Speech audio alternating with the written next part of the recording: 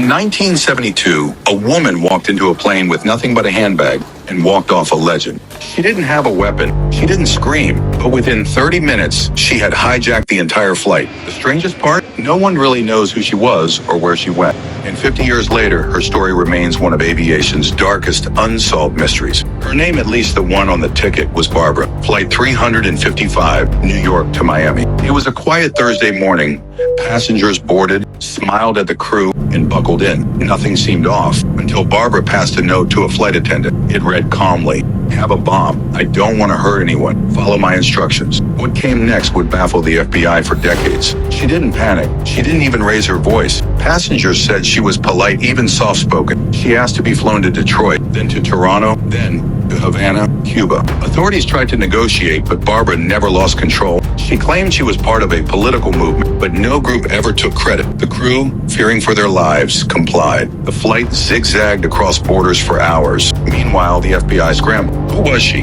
No prior records, no known associates. Fingerprints came back clean. One agent later admitted it was like she didn't exist before that day. And the strangest detail, she never showed the bomb. She simply said she had one, and everyone believed her. When the plane finally landed in Havana, she walked off calmly. Cuban authorities detained her briefly, then let her go. Why? No one really knows. The U.S. demanded extradition. Cuba said no. And just like that, she disappeared. No mugshots, no trial, no photos after 1972. Some believe she changed her name and lived out her life in rural Cuba. Others think she was a trained spy, part of something much bigger, a ghost operative. One rumor claims she was spotted in Venezuela in the 80s, teaching English. The plane, the crew, the passengers all returned safely. No one was harmed. But Barbara, the woman who hijacked a flight with only her voice and a note, became a legend. To this day, she's the only solo female hijacker in U.S. history to never be caught, and one of the only people, man or woman, to get away clean. 50 years later, her case is still open.